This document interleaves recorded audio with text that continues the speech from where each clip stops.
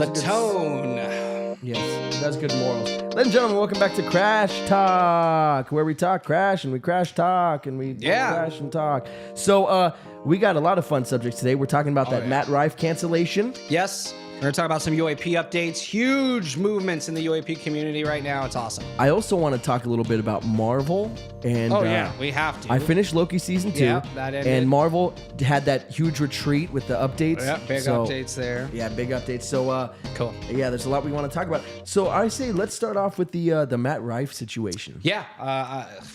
This is interesting. Yeah. So for the cancellation thing is interesting. That it's I wasn't sure if it was still a thing because I haven't heard about people being canceled.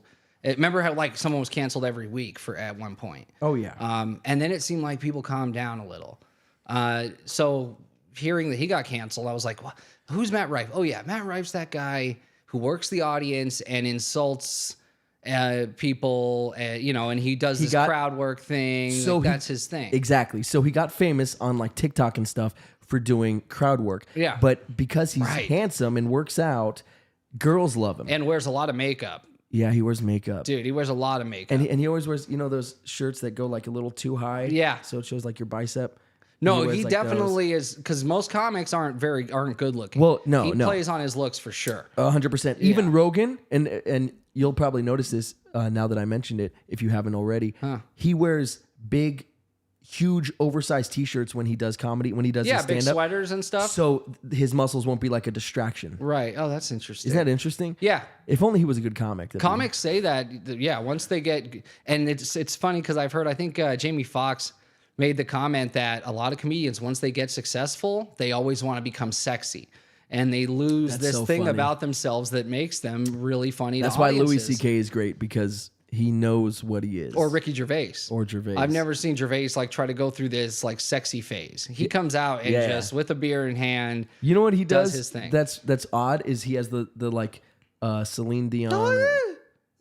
Oh, no. He does a thing. He has one of those. He doesn't. He never has a microphone. Oh, that's funny. He doesn't do just a little lapel mic. Britney would be Spears, easy. No. Oh, that's like one of those Britney Spears. He does a headset. He has a headset. You don't need that, right? In today's day and age. So he chooses that. He wants mic. it. Yo, what's up, Chase? So that's a weird thing. I wonder what's the comfort that he gets from that. Something. Yeah. Maybe he doesn't trust like movement or something, so he wants. Maybe. I don't know. It right there, so he can do physical stuff. That's I don't know. Weird. But so Matt Rife. Here's the problem with what Matt Rife did. So he got famous on TikTok because a lot of girls liked him and he was doing good crowd work.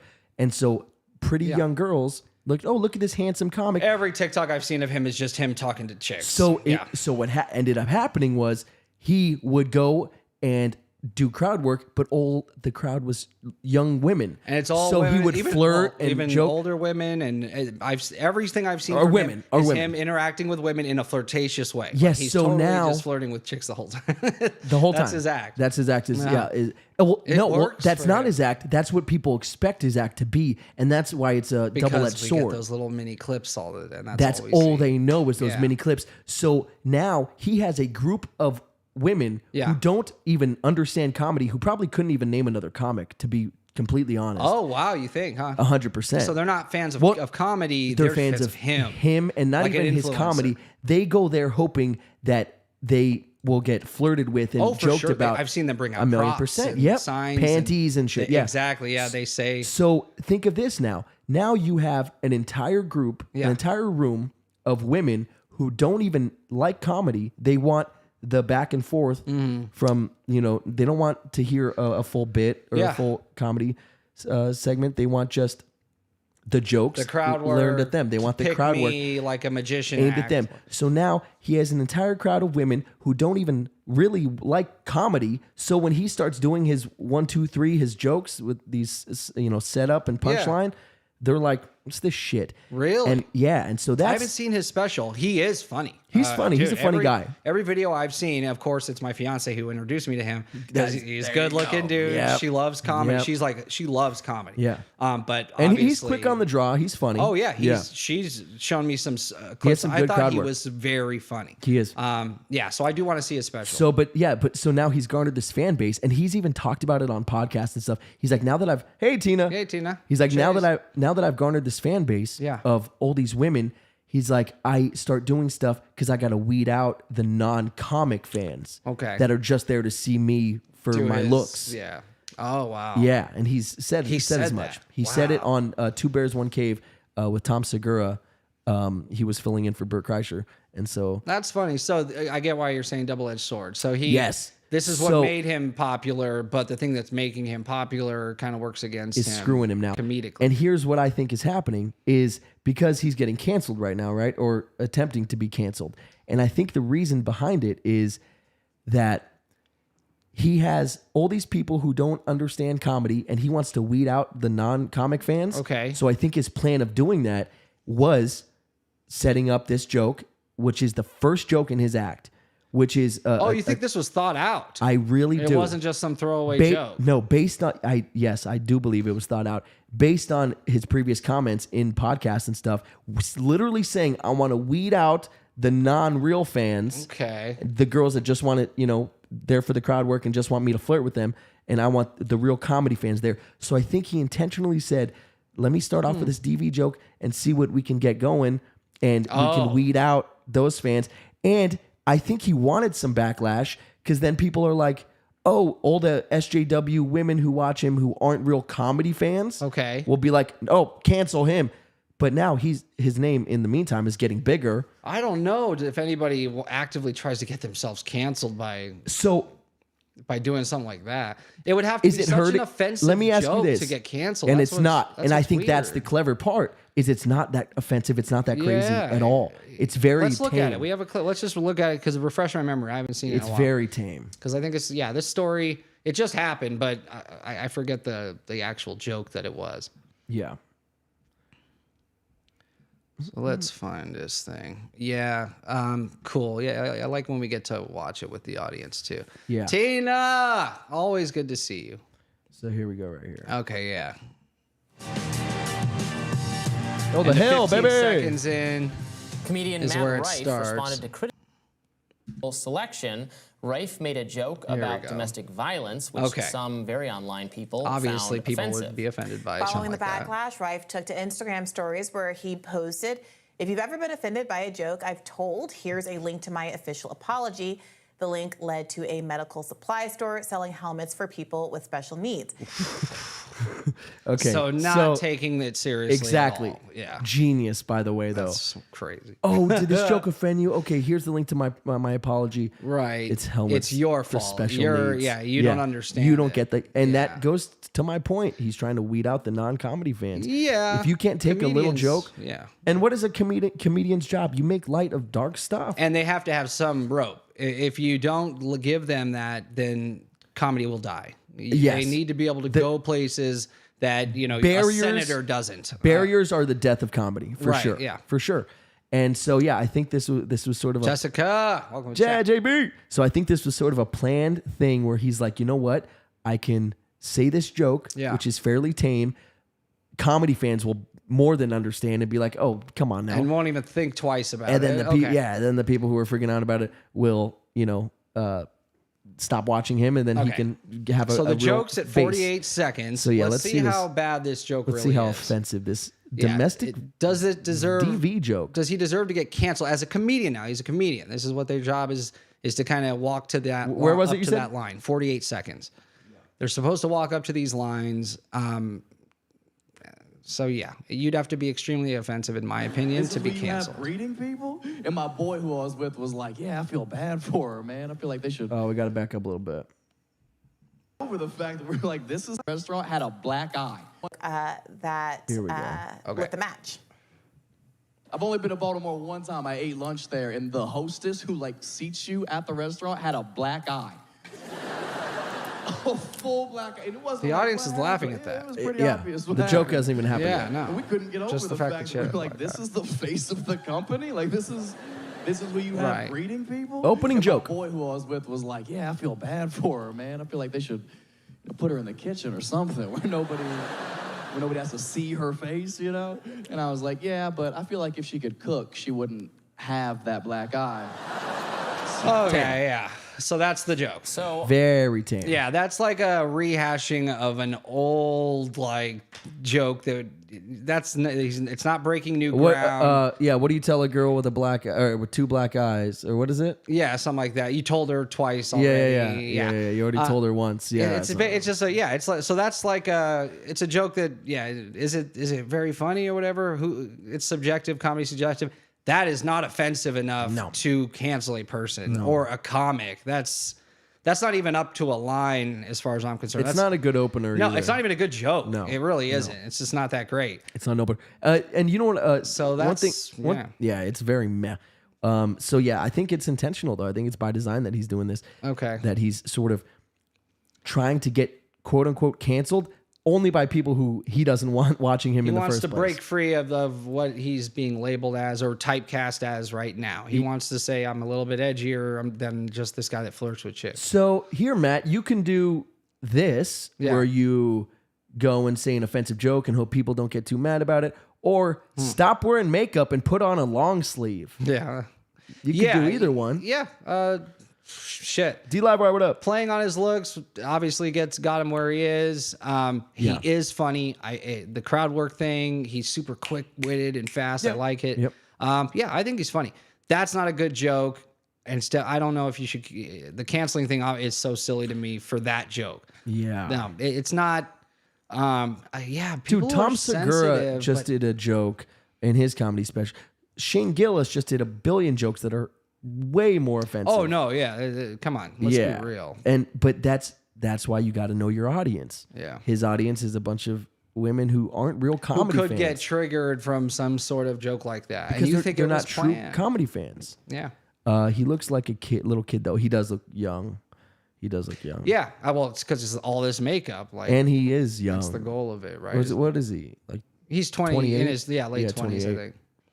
Yeah. Yeah. But so yeah, I don't know. I think it was sort of by design a little bit. Yeah. Yeah. That's interesting. That's an interesting take on that. Yeah, dude, because like I said, Shane Gillis, that comedy special, which is great, Beautiful Dogs. Every comedy special has something worse in it. That was so tame. Something Matt Rife does, and because his Netflix special just came out, we got to see like his brand of comedy and everything. Yeah. He does the thing that I don't like. Chappelle does it just enough, and it works. The preachy thing, and I hate to call it that on Chappelle's part. Chappelle is when he'll make a good preachy like point though, yeah. But he doesn't do it in the way where Matt Rife is. He wants the applause when he says like, you just if you go on worship whatever God you want. Oh, he does stuff like that. Yeah, that's just how I've always felt. No, Chappelle's gotten like a little preachy, super preachy and political, and he'll tell these long-winded stories that have like this really and he'll do deep meaning, but it does work. And he'll even change still funny. Yeah, he'll even change the cadence instead of doing like the. He'll do like the. And I was walking with. That's totally him now. And now, did you see his SNL open? I was with Obama. That was his SNL open, was something like that. Yeah. He does this whole speech, and it was really good. Yeah. What a great open! But he's just a smart guy, slow good talker. talking with the cigarette all the time. Yeah. And he's gotten much deeper over the years for sure. Yeah. Yeah, he's like preachy's a word. It's almost negative. That's why I say the connotation is negative. Yeah. So for Matt Rife, it is preachy. He does the stuff where he like wants the. Yeah. Oh, what a good lad you are. So that's weird. So if he does that, why would he purposely try to get himself canceled by a community of people that it seems like you're saying he's trying to also appeal to by No. No, that's just trying to appeal to people in general. Okay. But you want ideally everybody at your show is a big comedy fan, right? Yeah. And then you can also preach to, comedy fans. But he doesn't want the people who aren't comedy fans who are just there to get their picture signed or to throw panties at him and have him tell a joke about her. Because I could see that getting old. Quick. Especially if that's all that they're there for. Yeah. Jessica's saying, I love him still. He legitimately makes me laugh. No, yeah, he's funny. Tell us in the comments, did you find that joke offensive at all? And if you did you find it offensive enough for him to be canceled? Do you think that he crossed a line with that joke? I'd love to hear that. And if you're not here live, let us know in the comments what you think about Matt Rife. Nope. It's very personally tame. I think obviously the subject matter not a great thing. But comics are supposed to go up to those lines of in subject matter where there is controversy or where it can be offensive, and almost turn it on its head so that it doesn't have such a negative power over you. Yeah. That's what comedy is. It That's why nothing fun. can be off limits. Yeah. Giving life, my boy. What up? Yeah, there he is. What joke? Yeah. Agreed. If you didn't see it. No, I think he's being clever. Like, I think he is too. What joke? It wasn't really a joke. Not even a joke. Yeah, it's not funny. But in the case that he's not, let's replay the joke. Yeah, we'll go one more time. Let's hear this joke and let's really try and get offended here. Yeah, let's really focus. Let's really get offended. Yeah, let's get our SAW. I've only been to Baltimore one time. I ate lunch there, and the hostess who like seats you at the restaurant had a black eye. A full black eye. And it wasn't like and the crowd's with him. Yeah, and they're laughing. I agree, already. Chase. Def not near the line. Like, yeah, this is the so face far. of the company. Like this is who you have greeting people. And my boy who I was with was like, yeah, I feel bad for her, man. I feel like they should put her in the kitchen or something where nobody has to see her face, you know. And I was like, yeah, but I feel like if she could cook, she wouldn't have that black eye. This might actually have been an interaction he had. I could see that being like a conversation you joke have. that You he go just to made as a Baltimore. joke. Yeah, like right there in the moment. Or and wrote it something down. similar, and then you embellish and and he's like, I'm gonna put that in the act. Let's see how it goes. Yeah. Yeah. And right after that, which they don't show in this, but in the comedy special, right after that, he's like, he does a little thing where he's like puts his foot out like he's testing the waters. That's funny. He's like, oh, I was just making sure you guys are a good crowd. You Okay. know? So it was literally, I want to know how far I can take you. So basically, literally, And that's true. Comics are planning all of their jokes, right? They write their whole set, they're performing.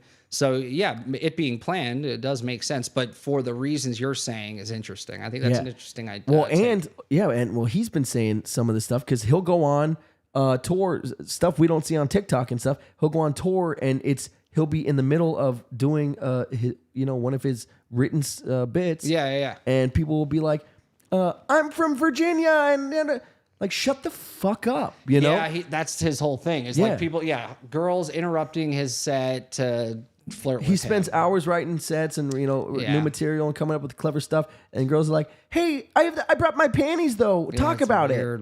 It's like, no, I choose what I talk about. You don't decide what I talk about. Yeah, and he is right. It's always like he's attacking them, right? And starting these fights and making fun of them. Yeah, that's his thing. That's kind of his thing is, making fun of women that are there but being flirtatious about it. Jessica says every comic is offensive. Yeah, you kind of have to be able to get to the line. And there's comics who aren't offensive, and you can literally name them. And does he seem like Jerry he's Seinfeld trying to hurt people? Like Jerry, when he gets offensive, he's not No, saying... he never really gets offensive. But he'll say things, I think some of his older material, like today would be considered as offensive as that joke. Like how, Not Seinfeld. Him and like Cosby were like the clean comics. Dude, even I saw B-Movie recently. Sure. That's his comedy and his jokes. And there is some stuff in there that I think today people would be offended Well, that's by. just the times change and stuff. That's what I mean. Everything. So he does kind of, he has like a way of just things have changed. So, real quick, I do want to talk, I want to hear about the UAP stuff. Yeah, we gotta. But so much. I also want to talk about this Marvel sitch. What do you want to get into first? Let's do the UAPs because we got videos. Okay. Yeah, so UAP news, UAP updates. I don't know if you guys have been watching what's been going on, but this is so we know last time we've even mentioned UAPs, we were talking about there was a piece of legislation being introduced that would call for disclosure. The government would get eminent domain. They would be able to go to all these defense contractors, get their UAPs back. Congress has had meetings with 40 plus whistleblowers at this point. They know enough where they put in the legislation non-human biologics, non-human entities, non-human technology is in legislation. Crazy. And this legislation is in the National Defense Act that's being, right now, the House and the Senate are negotiating language. So this is what happened. Over the past 2 days, 2 days ago, the Daily Mail drops this bombshell report that the CIA is the group that's been in charge of the crash retrieval program this whole time. And they have sources and they name... Nope, wrong. Where's my I don't know which one you're going for, but so they... Yeah. They get into the actual department that is doing it and the folks that are executing these retrievals. So we're starting to really get in to the weeds here and learn the details behind these very real programs of capturing non-human craft. So I want to play this video. This first one here. Let's start it at 1:17. So this is from Cuomo on News Nation. And this will give you a good idea of what the Daily Mail story was about. And he's got some great guests. So here, let's check this out. Listen to this story, dude. And this is not Cuomo. CIA. No. We're hearing this from too many sources. Downed UFOs. Multiple sources say that agency, maybe involving others, actually I like uses U.S. Special Forces. Yeah. Okay, our best operators. Last time I checked, we don't use them for BS situations. Okay, sends U.S. Special Forces to pick up UAPs and then hand them over to private military contractors. So as soon as they get it, they're giving it to private contractors. What they are, etc. The report claims they've collected at least 9 of these, 2 intact. So jump to 2 minutes, 30 seconds. Why don't we know this? Oh, Princess, do you like Matt Rife? Oh, you as a female, you like Matt Rife? Yeah, Any girl with TikTok likes Matt Rife. Yeah, 2 minutes, 30 seconds. With your reckoning at this time, these most recent Cold Heart, reports, that's the guy who brought David Grush to the world. Who's Red Fox? Is that a comedian or something? Have specific programs and manpower to deal with things that are in the air that they can't identify, want collected and studied. It's so freaking cool. Absolutely, Chris. Firstly, good evening. And g'day, Tim. What I can tell you is the Office of Global Access is so we know the office in office the CIA that's doing it now. Has been coordinating this. They have been doing crash retrievals for many years. One of the things that I do take issue with in the Daily Mail story today is that they say there's just 9 crafts that have been recovered. More than just My understanding global is that there are considerably more. Yeah. And as the article accurately reports, this is done in collaboration with JSOC, the Joint Special Operations our Command. special operators Notably, are on with standby. Special forces drawn primarily from the U.S. Air Force. From the Air Force. So yes, the article is accurate, and I've got it also. And it's all ran out of the CIA through the OGA office. You're gonna come with me because it's me, and as opposed to a team of JSOC guys, with compunction for whatever. I don't know. But so what is this Daily Mail report saying? And these guys have their sources. Was that the Daily Mail? No, they're talking about the Daily Mail story. Well, we can put the link to the actual Daily Mail story in the description after. It will be, yeah. But yeah, so these sources, they're confirming what David Grush had told us, that there is a crash retrieval program. It's telling us who runs it. It's the CIA. So of course. David Grush is a liar then. Yeah, David Grush is a mouthpiece for 40 other witnesses that we don't know. Like, he's the public face of it, right? The public whistleblower face of this. But there are 40 other, at least, that have already testified to Congress about the exact same stuff, giving us the same information. But now, publicly, we know CIA runs it. Office of Global Access, what their job is they need, so globally, go in, get something, get it out. So if you were trying to retrieve like a hostage or one of our downed aircraft or some piece of technology, this is the office of the CIA that would have those resources. They have a direct line into JSOC. They can get the best operators, get them down there and do this. And this is an active program that has a lot to do. It sounds like this. When they say more than 9, he said considerably more than 9 craft. Yeah, that's what Given Life says too. Oh yeah, so it's considerably more based on all of these witnesses and all of these sources that we have. So that's extremely. So I'm excited that we're getting more information. Here's the sad part: during the holiday, some sneaky stuff went on. The National Defense Act, where this legislation about this non-human intelligence, non-human technology, and disclosure, all of the disclosure language that's going into this bill is under attack now by just a few folks. Out of nowhere, a few guys during the holiday decided that they're going to kill this. They don't want this to happen. And if it's during Thanksgiving. Yeah, so let's play this next video. And we can start right from the intro, so it gives you an idea of the legislation itself. But some people are trying to kill this. They don't want the disclosure. And it's interesting who they are, what senators they are. The same ones that sold Coke in the USA. Yeah, straight up. It's the same group. He's right. Yeah, that's so funny. Yeah. And they would stand up private companies that were under the names of other people. And it was all CIA ran. So this is their thing. CIA does. This is what they're good at. Oh, yeah. Trying to change the federal law to require the government to make records on UFOs public. But some whistleblowers, like David Grush and investigative journalist Ross Coulthart, say this bipartisan effort is under attack.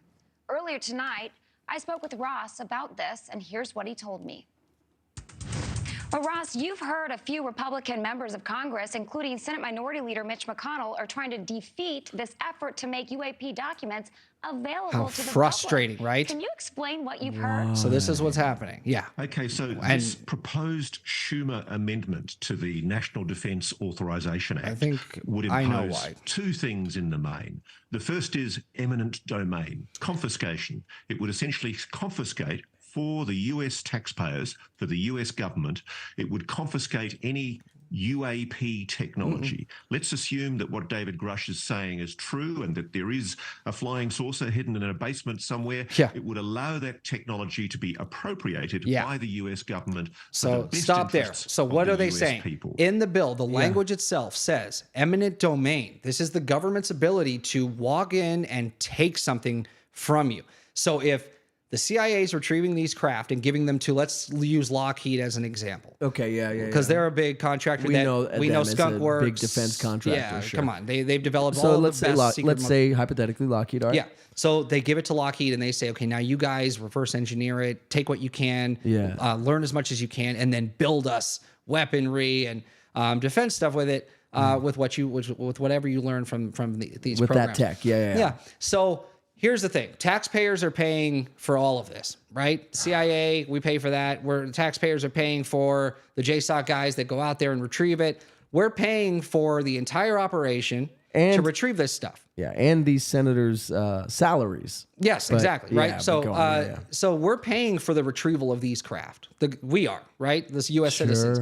We aren't allowed to know what they're getting. Yeah, and we're in the dark. Here's what else I don't like. They're giving it to defense contractors who are then able to glean something from it and sell it back to us.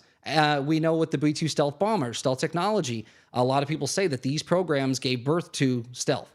Let's say that that's true, that recoveries from the 40s led to stealth craft being developed in the 50s, 60s. Led to huge leaps in our technology. They're making so much money off of it. So we're not, the taxpayers and the country, we're not making money. We don't get a return on our investment. No, but we're paying for all of this to happen. So the taxpayers pay for it and the private contractors make the money on it. And they don't stay in the dark. Exactly. We know nothing.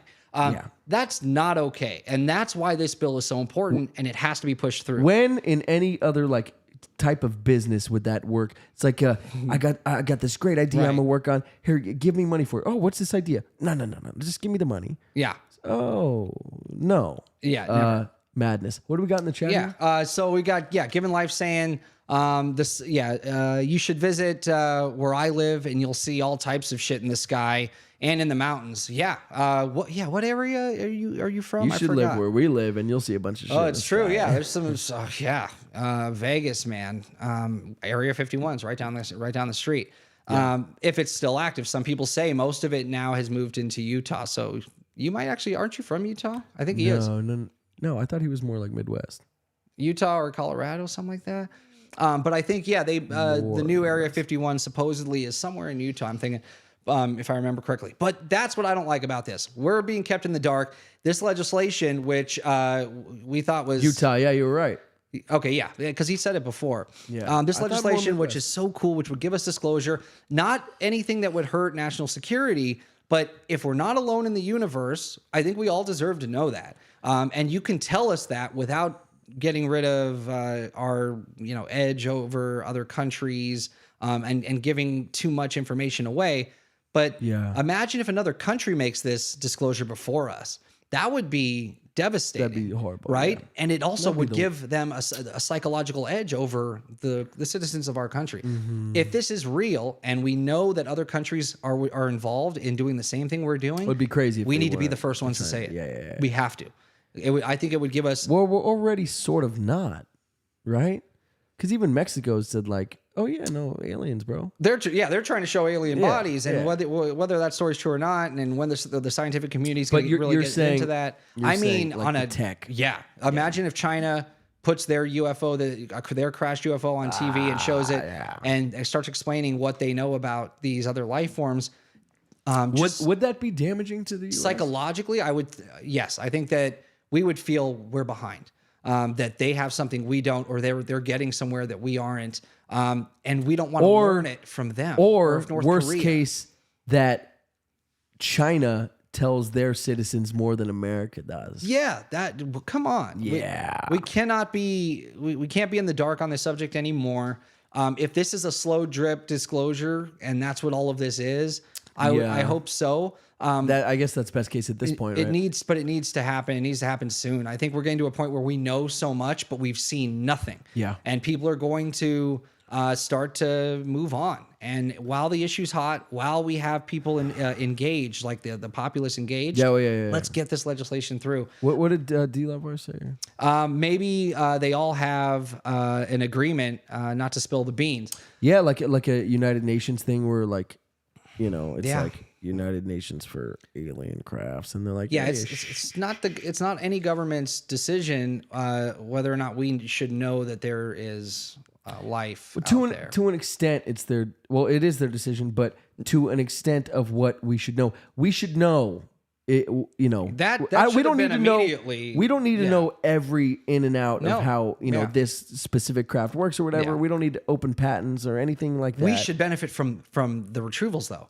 The 100%. Technology that's being gleaned from this, like 100%. What if there's new power sources that could save the planet? So why would these senators want to kill it? So and then I do want to talk, because I have some Marvel things I do want to hit on. Yeah. But what are they? So they're not giving a specific reason. They're saying they don't like the language. The language they don't like is probably the eminent domain piece. They are senators that represent. One of them's Wright-Patterson Air Force Base. Okay. So that's his. Wright-Patterson is where they've been reverse engineering this stuff since the 40s.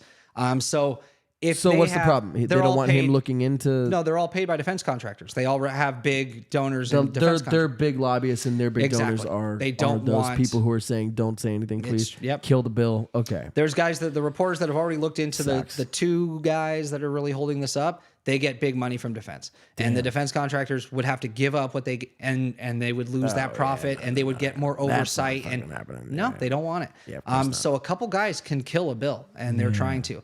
Yesterday, in a closed door, it was either yesterday or today. They did a closed door meeting between the House and the Senate to go over the language in this bill. Yesterday, and they wanted to really work this out. I hope they work this out. If this gets taken out, it'll be at least another year before we can even talk about it again, and it could be several more years because we have to wait until this.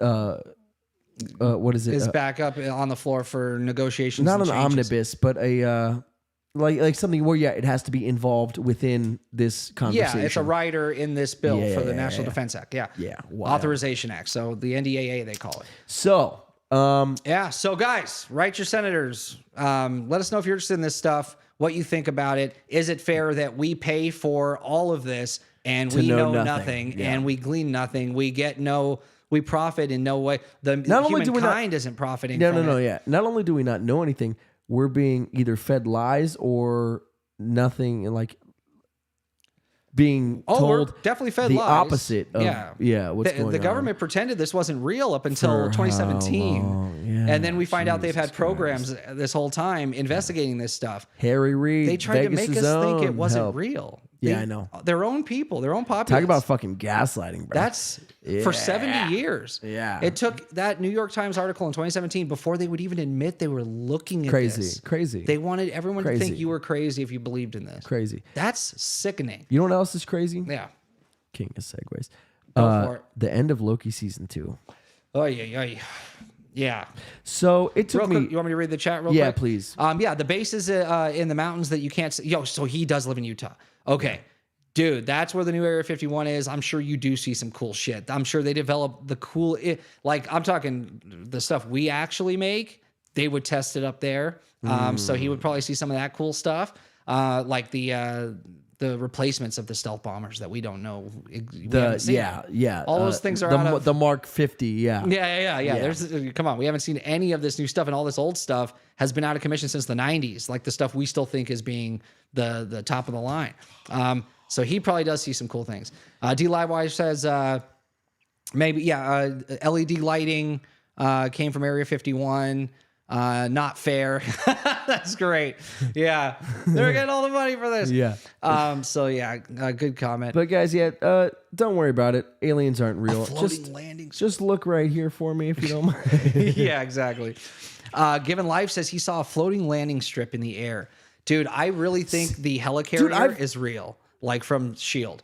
Yeah. I think we have one of those. I would love to see that. I think we got a floating helicarrier. Here's the fucking thing. It's so not impossible. No, and the stealth technology or the technology to make it look invisible. It doesn't even have to be stealth technology just to make it look invisible. You don't even need the mirrors that reflect. You could just sort of have... We have the sphere. Something that... Bro, think of that. Straight up. That's the technology. Yeah, that's it. The sphere in Vegas, look that up. Every inch of it is a little LED light, which they can make it. It's a screen. It's a TV. Yeah. It makes it into a giant screen, and and it's very, very clean, crisp. It's picture crazy. Yeah. So imagine it's like 4K. It's insane. What's the engine? Unreal Engine. So something like that just takes the sky above you and puts it on those little LEDs at the bottom of your craft. That is so simple now for us to do. And they've probably had it for 20, 30 years. Yeah. So I'm sure there's a floating landing strip out there. That's cool. I love it. Insane. But yeah, go ahead. So you're Loki season 2. Yeah. Loki season 2. Tell me what you thought. King of Segways. First of all, before I even saw it took me forever to watch it because it's Loki season 2. I love the Loki show. I think it's so good, dude. It's so good. I know you believe that. Yeah. And that's fine. But no, I'm not the only one. People out there in the MCU fans love it. Yeah, most of the MCU fans all agreed Loki was good. Mm-hmm. I liked the first season, but I wasn't like stuck on it or anything. But so this season, we know there was rewrites. Yeah. And specifically episode 5. Which is like the rewrite. Pivotal. I don't care what show it is. That's what sets up the ending, yeah. I don't care what show it is. The what's the term? The thing right before the end. Oh, I got to think of this term. It's gonna kill me. I don't know. It's a film term or something. Yeah, often, but it could be used in other ways. Not like Paramount, but the. The crescendo. No. Where you're leading up to something something before the end. Yeah, it's literally like the term for the thing before the end. Well, that's the rise before the fall is the crescendo. No, I know. It's not crescendo though. There's a term and it sounds like Paramount or something. It's I'll think of it. The not the fall, but and it's gonna kill me. So it doesn't matter. So okay, yeah. So the second to last episode of a season is a big episode because the last episode has the finale. Yeah, exactly. The last episode has to be finale. Close all those loops. Exactly. Yeah. So 5 has a lot of work to do. Yeah. If it's a 6 episode series. And the writer said that it was their favorite episode that before they shot it. And they changed it. They changed it like a lot, like right. And you can tell, and you can so tell. So watching it, I'm like, okay, they're building to something here. Mm-hmm. And then I called you when I was watching the final episode. Yeah. And my first words I think were, dude, they don't give a fuck. Yeah. Because they just were like, oh, now it's just like a time loop thing. And like all the other stuff, Sylvie might as well not even be there, except if you're following that storyline with B-15 in New York during Loki's attack. Yeah. She was a doctor. Nurse, yeah. Yeah, how cool is that? So, yeah. But it meant nothing because meaningless. Yeah, that was everything became meaningless. Yep, because it was just all about him time traveling. But so the real problem though was they had a nugget of greatness. Yeah, and that last season. To your point, the great thing about Loki season 1 was that final episode with, Jonathan Majors, everybody says he's a great actor. Amazing. I think a little bit of silly overacting in some cases. Because he was a crazy eccentric who's been alone, talking to an AI for thousands of years. Who knows how long? Yeah.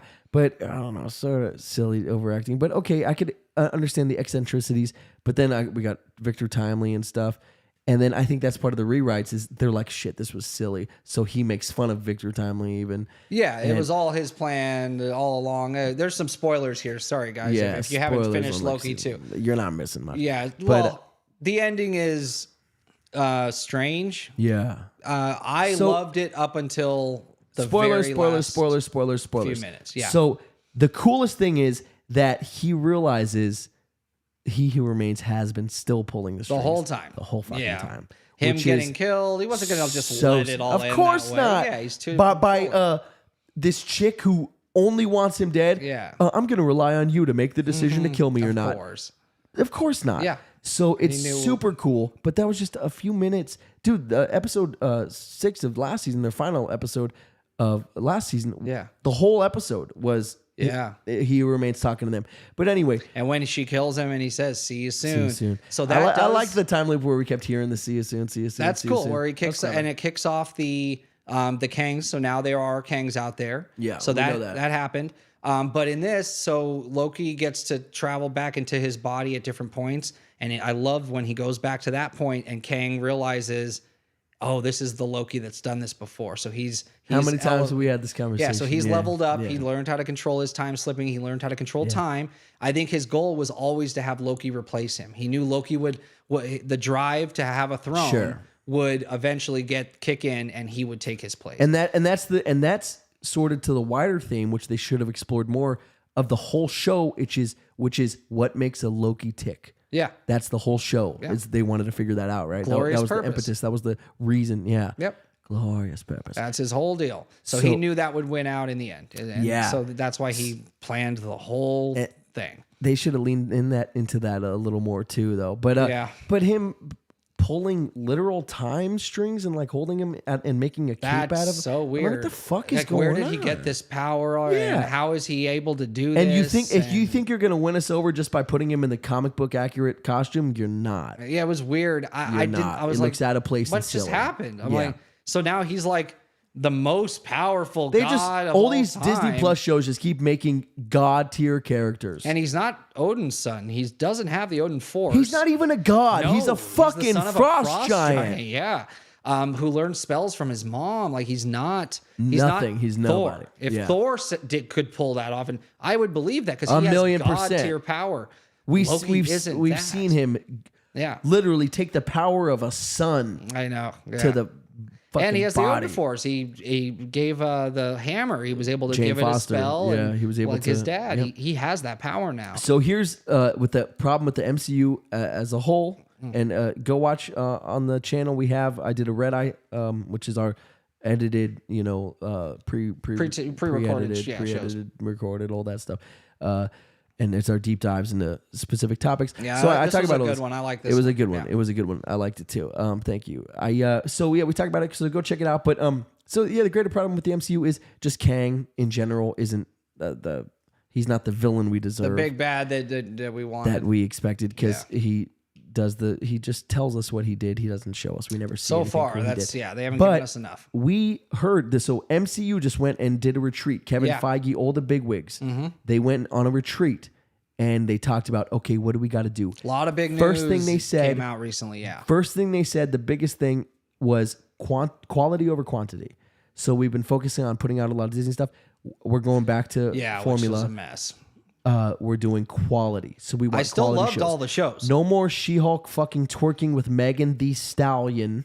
Yeah, no more of that weird stuff. Crazy shit that you're just throwing in there so that you can get casual fans. No, you want to cater to, I understand you want a big audience, but Endgame, Infinity War, they had so many little things for people. They're payoffs for people who have been spending 10 years watching this shit. Yeah. So there's a lot of those. Not everybody has the Disney Plus, but they go see all the films. So, dude, how confused? So people are missing a lot. So how confused when they see the Marvels and they're like, "Who's this black chick and who's this little Indian girl?" I know Captain Marvel, but I didn't like her movie. Yeah. You're like, so why would I see it? And that's why it was the biggest MCU flop in history. Oh, that's disappointing to hear. I really do want to see it. Deadpool is what I'm waiting for the most. Oh my God. Yeah, that's going to be great. So they said quality over quantity. Good. And they also said that they're going to stick with Jonathan Majors for a time. Yeah, the Kang thing is so far so good. It's happening. Yes. But there is talks of doom. And there has been talks of doom. Yeah. So you actually said, and I heard this in other sources, that they're actually going to do like a Kang thing. And then the Thanos level threat will be Doctor Doom. For sure. So they're going to sort of have both. Thinking. Which is fine. Yeah. If you tell me now Kang isn't the big bad, he's an I'm like, okay, underboss. he's just another fucking obstacle. Yeah. Oh, fuck, bro. What just happened? Oh, I thought we got kicked off. I almost shit. But so anyway, MCU, hopefully is the big news. riding I heard the ship was the director change that they're thinking of That's having. what I want to talk about. Yeah, the last two the next two Avengers movies being directed by Sam Raimi, who did Multiverse of Madness. No! That scares me too. I don't like that. I don't want this weird Sam Raimi Spider-Man 3 movie fucking feeling. movie. Yeah. Yeah. Dude, for Secret Wars, it's like so sacred to me that it's done right. Yes. And only a few people can handle all of these characters and all these stories. And so we spoke about this. I'm worried. If it's not the Russos, which I doubt it will be, they have to come back. I sort of don't want it to be. I want fresh blood. Who can handle it? I want fresh blood. They showed us. I told you who I think can handle it. John Watts. Oh yeah, I'd be happy with it because he did Spider-Man No Way Home. The way he integrated. Yep. Because Sam Raimi did. He can handle it. Sam Raimi, I understand he integrated a new character, America Chavez, with an old character, Doctor Strange, with another character, Wanda. They did the they the Illuminati thing. Very cool. Very cool. But the tone of the film, though, and it's a Sam Raimi like a horror movie. film. Yeah. It's totally Sam Raimi. It is 100%. It's Evil Dead. I don't want that. I don't want Secret Wars to be the Evil John Dead. Watts, though, the guy, how he integrated all of the previous Spider-Man with the previous Spider-Man villains with Doctor Strange. Every Spider-Man film so far has been amazing. Excellent. Yeah. He is a great director. But No Way Home specifically is fucking fantastic. Oh my God, no pun intended, king of segues, because Platinum. he is slated to direct Fantastic Four coming up. So he Did you hear who's playing Mr. Fantastic? Because we heard that we're getting... I did, yeah. Isn't it the guy that plays everything in every show? Yes, it's the guy who plays everything in every show. It's Pedro Pascal. Yeah. So they're thinking Pedro Pascal for Fantastic Four, for Reed Richards, Mr. Fantastic. Know why. And then for Doctor Doom, if it's not Howard Stern, it's going to be Kylo Ren. It's going to be Adam Driver. Adam Driver versus fucking Pedro Pascal? Yeah, this is... Come on. What's happening to the MCU? Yeah. So, and that's what everyone calls now the MCU because it's all like female led. The last few or whatever. And it's well, like, they've done a leadership change over at Disney. It's they've switched up some stuff too. Yeah. So yeah. Oh yeah. This whole the Star Wars stuff is changing. The person in charge. Thank God. Yeah. So guys, impending Red Eye coming out. It's about Star Wars. Chase, I think you'll like it a lot. It's going to be fun. It's about the Star Wars universe. And what went wrong with the new trilogy, if anything?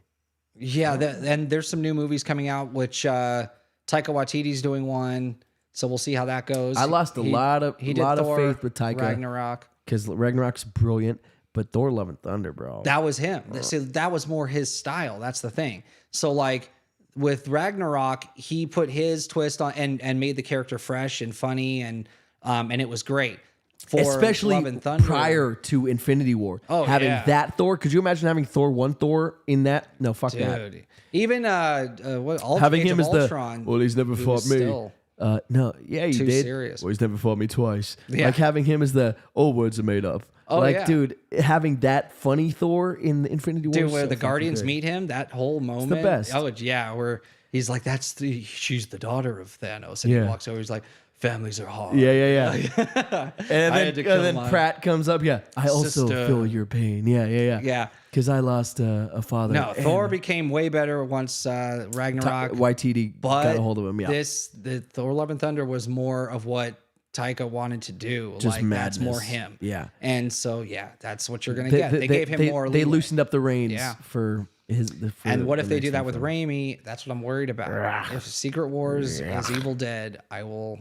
So this is a direct quote from my red eye that I'm writing.